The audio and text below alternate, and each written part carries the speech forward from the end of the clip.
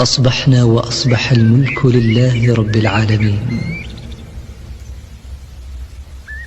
اللهم إنا نسألك خير هذا اليوم، فتحه ونصره ونوره وبركته وهداه، ونعوذ بك من شر ما فيه وشر ما بعده. سبحان من يسبح الكل لعظمته، سبحان من يمجد الكل لكبريائه، سبحان من خضعت لجبروته الرقاب وذلت لمهابته الخلائق والأكوان، سبحان من بيده الخير، يا من بابك أكرم الأبواب. ربي إني لما أنزلت إلي من خير فقير، اللهم أحلل علينا رضوانك الأكبر الذي لا سخط بعده. رب أعوذ بك أن أفتقر في غناك، أو أن أضل في هداك، أو أذل في عزك، أو أضام في سلطانك، أو أضطهد والأمر إليك. اللهم أحسن عاقبتنا في الأمور كلها، وأجرنا من خزي الدنيا وعذاب الآخرة.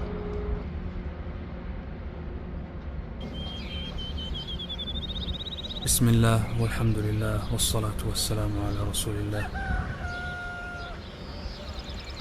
أعوذ بالله من الشيطان الرجيم. الله لا إله إلا هو الحي القيوم، لا تأخذه سنة ولا نوم، له ما في السماوات وما في الأرض. من ذا الذي يشفع عنده إلا بإذنه، يعلم ما بين أيديهم وما خلفهم، ولا يحيطون بشيء من علمه إلا بما شاء، وسع كرسيه السماوات والأرض، ولا يؤوده حفظهما، وهو العلي العظيم. بسم الله الرحمن الرحيم. قل هو الله أحد، الله الصمد، لم يلد ولم يولد ولم يكن له كفوا أحد. بسم الله الرحمن الرحيم. قل أعوذ برب الفلق، من شر ما خلق، ومن شر غاسق إذا وقب، ومن شر النفاثات في العقد، ومن شر حاسد إذا حسد. بسم الله الرحمن الرحيم. قل أعوذ برب الناس، ملك الناس، إله الناس، من شر الوسواس الخناس، الذي يوسوس في صدور الناس، من الجنة والناس. بسم الله الرحمن الرحيم. قل هو الله أحد، الله الصمد، لم يلد ولم يولد ولم يكن له كفوا أحد. بسم الله الرحمن الرحيم. قل أعوذ برب الفلق، من شر ما خلق، ومن شر غاسق إذا وقب ومن شر النفاثات في العقد ومن شر حاسد إذا حسد. بسم الله الرحمن الرحيم. قل أعوذ برب الناس ملك الناس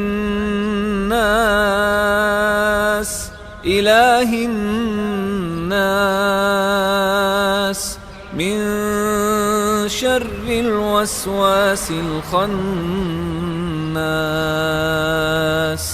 الذي يوسوس في صدور الناس من الجنة والناس. بسم الله الرحمن الرحيم. قل هو الله أحد الله الصمد لم يلد ولم يولد ولم يكن له كفوا أحد. بسم الله الرحمن الرحيم. قل أعوذ برب الفلق من شر ما خلق ومن شر غاسق إذا وقب ومن شر النفاثات في العقد ومن شر حاسد إذا حسد. بسم الله الرحمن الرحيم. قل أعوذ برب الناس ملك الناس إله الناس من شر الوسواس الخناس الذي يوسوس في صدور الناس من الجنة والناس. أصبحنا وأصبح الملك لله والحمد لله لا إله إلا الله وحده لا شريك له له الملك وله الحمد وهو على كل شيء قدير. رب أسألك خير ما في هذا اليوم وخير ما بعده وأعوذ بك من شر ما في هذا اليوم وشر ما بعده. رب أعوذ بك من الكسل وسوء الكبر. رب أعوذ بك من عذاب في النار وعذاب في القبر. اللهم بك أصبحنا وبك أمسينا وبك نحيا وبك نموت وإليك النشور. اللهم أنت ربي لا إله إلا أنت خلقتني وأنا عبدك وأنا على عهدك ووعدك ما استطعت. أعوذ بك من شر ما صنعت وأبوء لك بنعمتك علي وأبوء بذنبي فاغفر لي فإنه لا يغفر الذنوب إلا أنت. اللهم إني أصبحت أشهدك وأشهد حملة عرشك وملائكتك وجميع خلقك أنك أنت الله لا إله إلا أنت وحدك لا شريك لك وأن محمدا عبدك ورسولك. اللهم إني أصبحت أشهدك وأشهد حملة عرشك وملائكتك وجميع خلقك أنك أنت الله لا إله إلا أنت وحدك لا شريك لك، وأن محمدا عبدك ورسولك. اللهم إني أصبحت أشهدك وأشهد حملة عرشك وملائكتك وجميع خلقك أنك أنت الله لا إله إلا أنت وحدك لا شريك لك، وأن محمدا عبدك ورسولك. اللهم إني أصبحت أشهدك وأشهد حملة عرشك وملائكتك وجميع خلقك أنك أنت الله لا إله إلا أنت وحدك لا شريك لك، وأن محمدا عبدك ورسولك.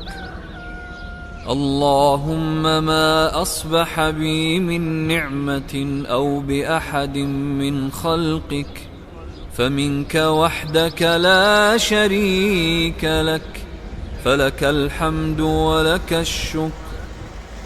اللهم عافني في بدني، اللهم عافني في سمعي، اللهم عافني في بصري، لا إله إلا أنت.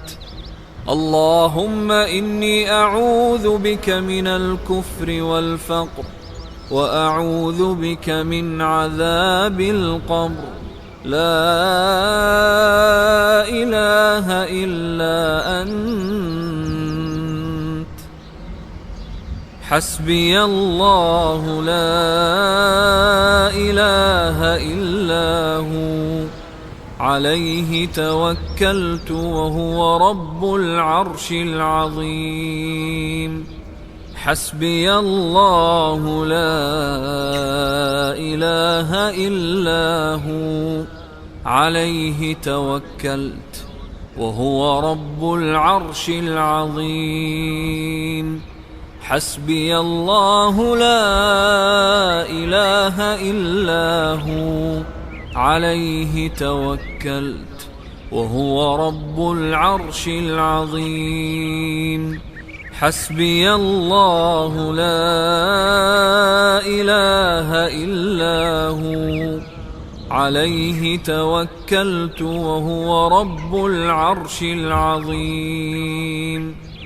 حسبي الله لا إله إلا هو، عليه توكلت وهو رب العرش العظيم. حسبي الله لا إله إلا هو، عليه توكلت وهو رب العرش العظيم. حسبي الله لا إله إلا هو، عليه توكلت وهو رب العرش العظيم. اللهم إني أسألك العفو والعافية في الدنيا والآخرة. اللهم إني أسألك العفو والعافية في ديني ودنياي وأهلي ومالي. اللهم استر عوراتي وآمن روعاتي. اللهم احفظني من بين يدي ومن خلفي وعن يميني وعن شمالي ومن فوقي، وأعوذ بعظمتك أن أغتال من تحتي. اللهم عالم الغيب والشهادة فاطر السماوات والأرض رب كل شيء ومليكه أشهد أن لا إله إلا أنت أعوذ بك من شر نفسي ومن شر الشيطان وشركه وأن أقترف على نفسي سوءا أو أجره إلى مسلم. بسم الله الذي لا يضر مع اسمه شيء في الأرض ولا في السماء وهو السميع العليم. بسم الله الذي لا يضر مع اسمه شيء في الأرض ولا في السماء وهو السميع العليم. بسم الله الذي لا يضر مع اسمه شيء في الأرض ولا في السماء وهو السميع العليم. رضيت بالله ربا وبالإسلام دينا وبمحمد نبيا صلى الله عليه وسلم. رضيت بالله ربا وبالإسلام دينا وبمحمد نبيا صلى الله عليه وسلم. رضيت بالله ربا وبالإسلام دينا وبمحمد نبيا صلى الله عليه وسلم. سبحان الله وبحمده عدد خلقه ورضا نفسه وزنة عرشه ومداد كلماته. سبحان الله وبحمده عدد خلقه ورضا نفسه وزنة عرشه ومداد كلماته. سبحان الله وبحمده عدد خلقه ورضا نفسه وزنة عرشه ومداد كلماته. سبحان الله وبحمده سبحان الله وبحمده سبحان الله وبحمده سبحان الله وبحمده سبحان الله وبحمده سبحان الله وبحمده سبحان الله وبحمده سبحان الله وبحمده. يقولها 100 مرة.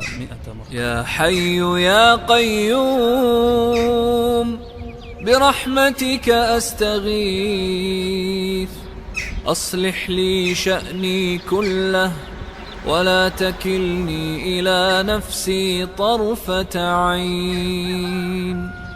لا إله إلا الله وحده لا شريك له له الملك وله الحمد وهو على كل شيء قدير. لا إله إلا الله وحده لا شريك له له الملك وله الحمد وهو على كل شيء قدير.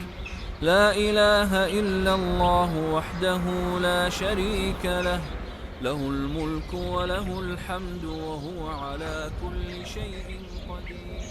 يقولها 100 مرة إذا أصبح.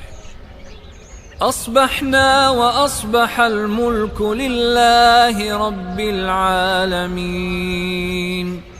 اللهم إني أسألك خير هذا اليوم فتحه ونصره ونوره وبركته وهداه وأعوذ بك من شر ما فيه وشر ما بعده. أصبحنا على فطرة الإسلام وعلى كلمة الإخلاص وعلى دين نبينا محمد صلى الله عليه وسلم وعلى ملة أبينا إبراهيم حنيفا مسلما وما كان من المشركين. اللهم إني أسألك علما نافعا ورزقا طيبا وعملا متقبلا. اللهم صل وسلم على نبينا محمد. اللهم صل وسلم على نبينا محمد. اللهم صل وسلم على نبينا محمد. اللهم صل وسلم على نبينا محمد. اللهم صل وسلم على نبينا محمد. اللهم صل وسلم على نبينا محمد. اللهم صل وسلم على نبينا محمد. اللهم صل وسلم على نبينا محمد. اللهم صل وسلم على نبينا محمد. اللهم صل وسلم على نبينا محمد. هذا وآخر دعوانا أن الحمد لله رب العالمين. والنبي صلى الله عليه وسلم كان يستغفر الله ويتوب إليه 100 مرة في اليوم. أستغفر الله وأتوب. أستغفر الله. أستغفر الله. أستغفر الله.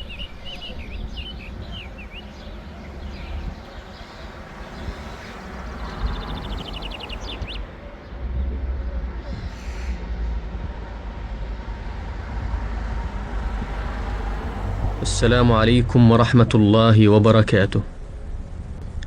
وعن أبي هريرة رضي الله عنه قال: قال رسول الله صلى الله عليه وسلم: والذي نفسي بيده ليوشكن أن ينزل فيكم ابن مريم حكما مقسطا فيكسر الصليب ويقتل الخنزير ويضع الجزية ويفيض المال حتى لا يقبله أحد. رواه البخاري. وعن عبد الله بن سلام رضي الله عنه قال: أول ما قدم رسول الله صلى الله عليه وسلم المدينة انجفل الناس إليه، فكنت في من جاء، فلما تأملت وجهه واستبنته عرفت أن وجهه ليس بوجه كذاب.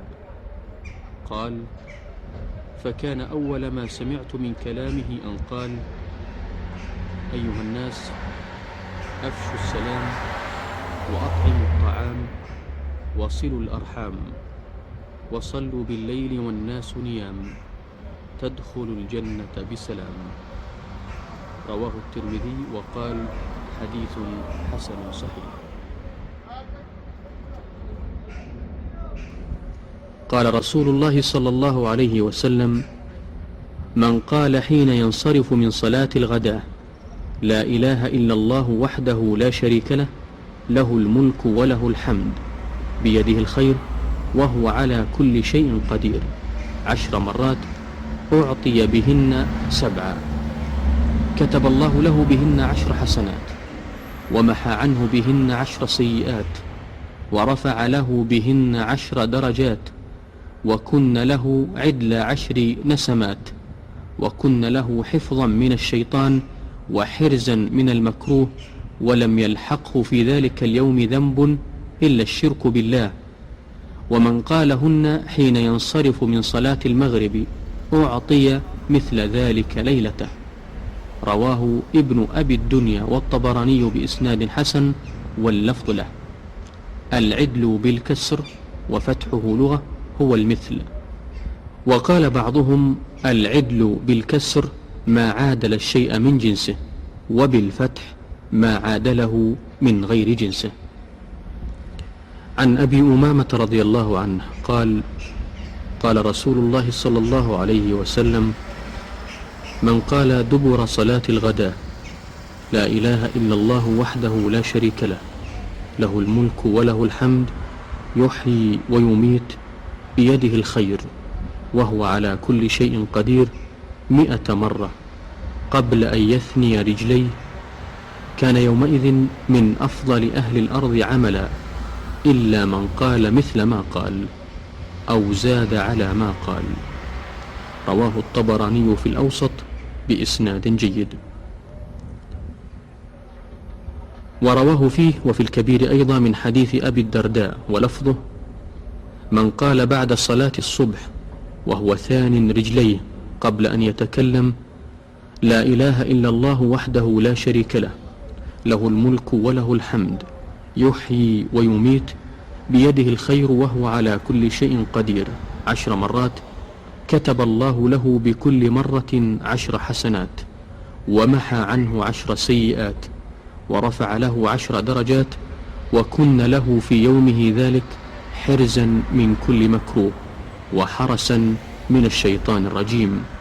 وكان له بكل مرة عتق رقبة من ولد إسماعيل، ثمن كل رقبة 12,000، ولم يلحقه يومئذ ذنب إلا الشرك بالله.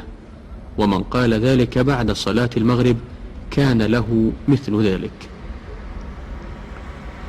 وعن عبد الرحمن بن غنم رضي الله عنه عن النبي صلى الله عليه وسلم أنه قال: من قال قبل أن ينصرف ويثني رجليه من صلاة المغرب والصبح: لا إله إلا الله وحده لا شريك له، له الملك وله الحمد، يحيي ويميت وهو على كل شيء قدير 10 مرات، كتب الله له بكل واحدة 10 حسنات، ومحى عنه 10 سيئات، ورفع له 10 درجات، وكانت له حرزا من كل مكروه، وحرزا من الشيطان الرجيم، ولم يحل للذنب أن يدركه إلا الشرك.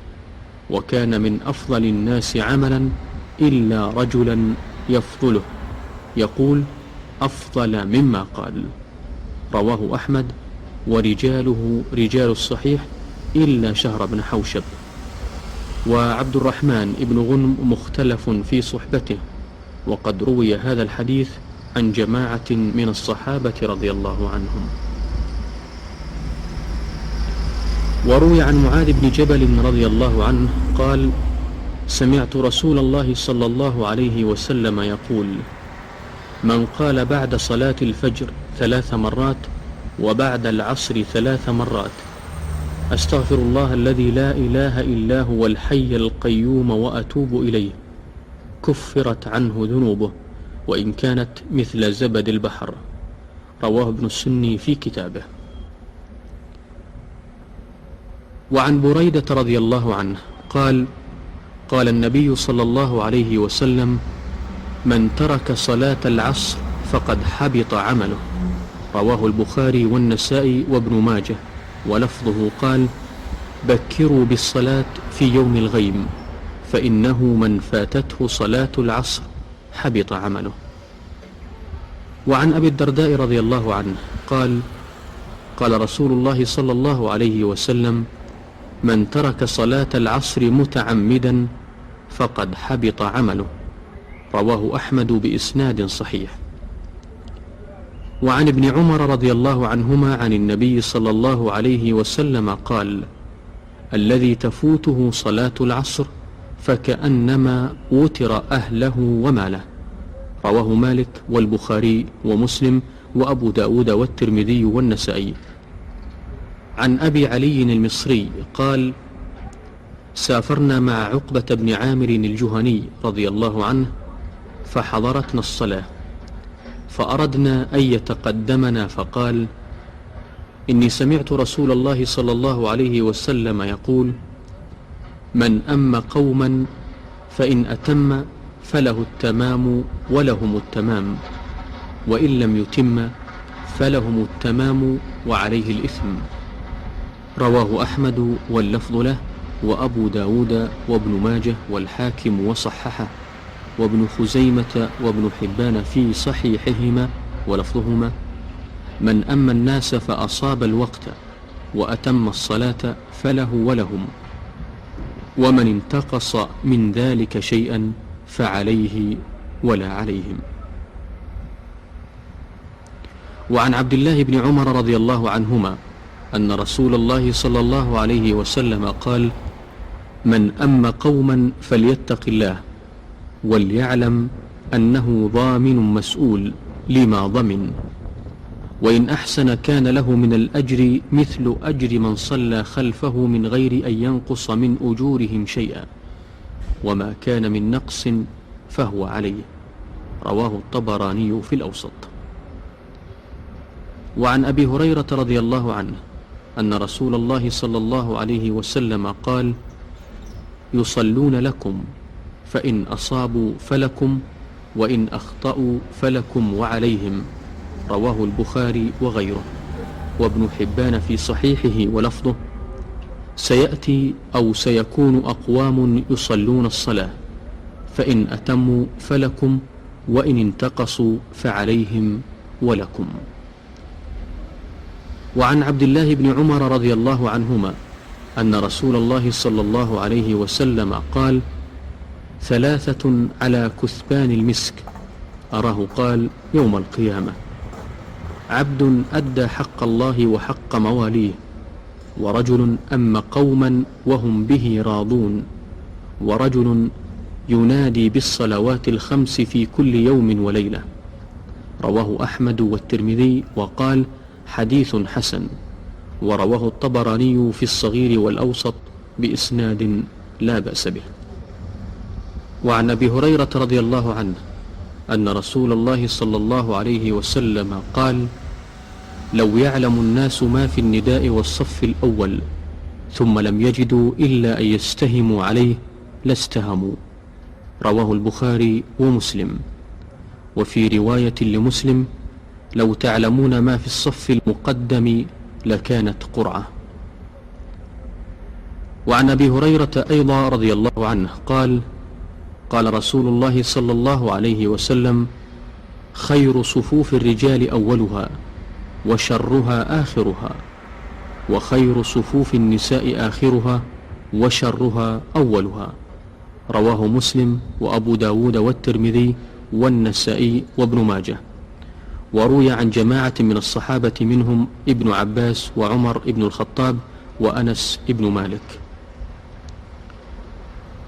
وعن العرباض ابن سارية رضي الله عنه أن رسول الله صلى الله عليه وسلم كان يستغفر للصف المقدم 3 وللثاني مرة. رواه ابن ماجه والنسائي وابن خزيمة في صحيحه، والحاكم وقال: صحيح على شرطهما. عن أبي أمامة رضي الله عنه قال: قال رسول الله صلى الله عليه وسلم: إن الله وملائكته يصلون على الصف الأول. قالوا: يا رسول الله، وعلى الثاني؟ قال: إن الله وملائكته يصلون على الصف الأول. قالوا: يا رسول الله، وعلى الثاني؟ قال: وعلى الثاني. وقال رسول الله صلى الله عليه وسلم: سووا صفوفكم وحاذوا بين مناكبكم ولينوا في أيدي إخوانكم وسدوا الخلل، فإن الشيطان يدخل فيما بينكم بمنزلة الحذف، يعني أولاد الضأن الصغار. رواه أحمد بإسناد لا بأس به، والطبراني وغيره. وعن النعمان ابن بشير رضي الله عنه قال: سمعت رسول الله صلى الله عليه وسلم يقول: إن الله وملائكته يصلون على الصف الأول أو الصفوف الأول. رواه أحمد بإسناد جيد. وعن البراء بن عازب رضي الله عنه قال: كان رسول الله صلى الله عليه وسلم يأتي ناحية الصف ويسوي بين صدور القوم ومناكبهم ويقول: لا تختلفوا فتختلف قلوبكم، إن الله وملائكته يصلون على الصف الأول. رواه ابن خزيمة في صحيحه. وعن أنس رضي الله عنه قال: قال رسول الله صلى الله عليه وسلم: سووا صفوفكم فإن تسوية الصف من تمام الصلاة. رواه البخاري ومسلم وابن ماجه وغيرهم. وفي رواية للبخاري: فإن تسوية الصفوف من إقامة الصلاة. ورواه أبو داود ولفظه أن رسول الله صلى الله عليه وسلم قال: رصوا صفوفكم وقاربوا بينها وحاذوا بالأعناق، فوالذي نفسي بيده إني لأرى الشيطان يدخل من خلل الصف كأنها الحدث. رواه النسائي وابن خزيمة وابن حبان في صحيحهما نحو رواية أبي داود.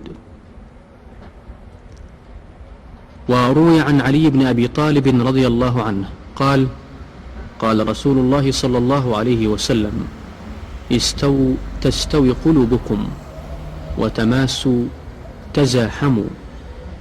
قال شريح: تماسوا يعني تزاحموا أو في الصلاة.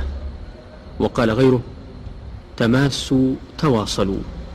رواه الطبراني في الأوسط. وعن ابن عمر رضي الله عنهما أن رسول الله صلى الله عليه وسلم قال: أقيموا الصفوف وحاذوا بين المناكب وسدوا الخلل ولينوا بأيدي إخوانكم ولا تذروا فرجات الشيطان، ومن وصل صفا وصله الله، ومن قطع صفا قطعه الله. رواه أحمد وأبو داود. عن عائشة رضي الله عنها قالت: قال رسول الله صلى الله عليه وسلم: إن الله وملائكته يصلون على ميامن الصفوف. رواه أبو داود وابن ماجه بإسناد حسن. وعن البراء بن عازب رضي الله عنه قال: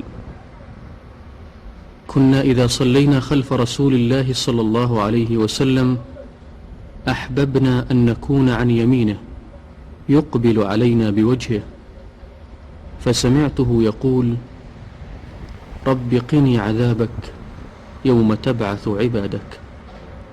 رواه مسلم. وروي عن ابن عباس رضي الله عنهما قال: قال رسول الله صلى الله عليه وسلم: من ترك الصف الأول مخافة أن يؤذي أحدا أضعف الله له أجر الصف الأول. رواه الطبراني في الأوسط. وعن البراء بن عازب رضي الله عنه قال: كان رسول الله صلى الله عليه وسلم يأتي الصف من ناحية إلى ناحية فيمسح مناكبنا أو صدورنا ويقول: لا تختلفوا فتختلف قلوبكم. قال: وكان يقول: إن الله وملائكته يصلون على الذين يصلون الصفوف الأول. رواه ابن خزيمة في صحيحه. وروي عن ابن عمر رضي الله عنهما قال: قيل للنبي صلى الله عليه وسلم: إن ميسرة المسجد قد تعطلت. فقال النبي صلى الله عليه وسلم: من عمر ميسرة المسجد كتب له كفلان من الأجر. رواه ابن خزيمة وغيره. وعن ابن عباس رضي الله عنهما قال: قال رسول الله صلى الله عليه وسلم: من عمر جانب المسجد الأيسر لقلة أهله فله أجران. رواه الطبراني في الكبير. وعن أبي سعيد رضي الله عنه أن رسول الله صلى الله عليه وسلم رأى في أصحابه تأخرا فقال لهم: تقدموا فأتموا بي، وليأتم بكم من بعدكم.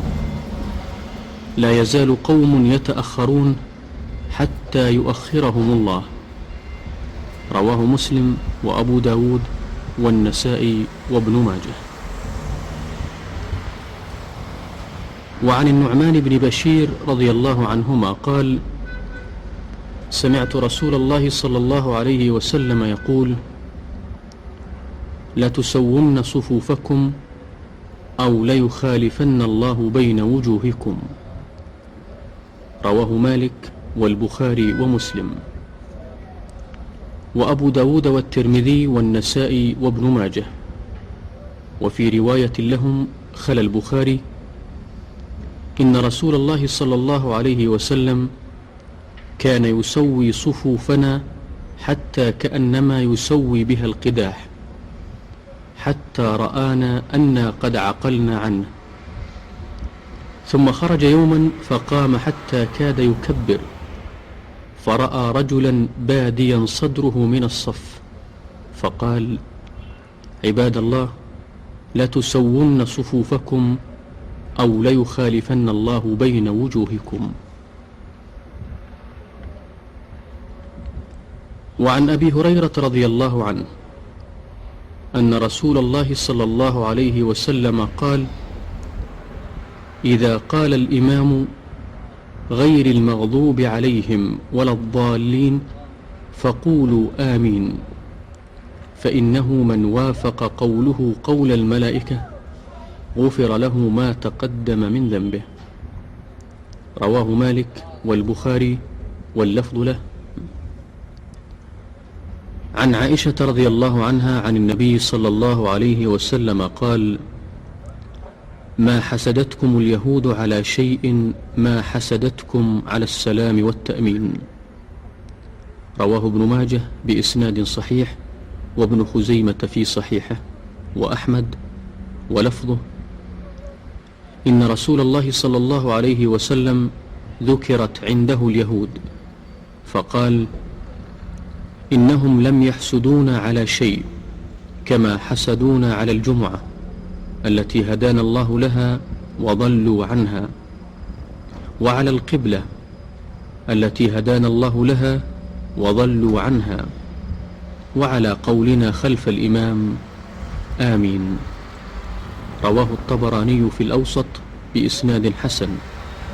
ولفظه قال: إن اليهود قد سئموا دينهم وهم قوم حسد، ولم يحسدوا المسلمين على أفضل من 3: رد السلام، وإقامة الصفوف، وقولهم خلف إمامهم في المكتوبة آمين. وعن سمرة ابن جندب رضي الله عنه قال: قال النبي صلى الله عليه وسلم: إذا قال الإمام غير المغضوب عليهم ولا الضالين فقولوا آمين يجبكم الله. رواه الطبراني في الكبير، ورواه مسلم وأبو داود والنسائي في حديث طويل عن أبي موسى الأشعري قال فيه: إذا صليتم فأقيموا صفوفكم وليؤمكم أحدكم، فإذا كبر فكبروا، وإذا قال غير المغضوب عليهم ولا الضالين فقولوا آمين يجبكم. وعن أبي مصبح المقرائي قال: كنا نجلس إلى أبي زهير النميري رضي الله عنه، وكان من الصحابة يحدث أحسن الحديث، فإذا دعا الرجل منا بدعاء قال: اختمه بآمين، فإن آمين مثل الطابع على الصحيفة. قال أبو زهير النميري: أخبركم عن ذلك. خرجنا مع رسول الله صلى الله عليه وسلم ذات ليلة نمشي، فأتينا على رجل قد ألح في المسألة، فوقف النبي صلى الله عليه وسلم يستمع منه، فقال النبي صلى الله عليه وسلم: أوجب إن ختم. فقال رجل من القوم: بأي شيء يختم؟ فقال: بآمين، فإنه إن ختم بآمين فقد أوجب.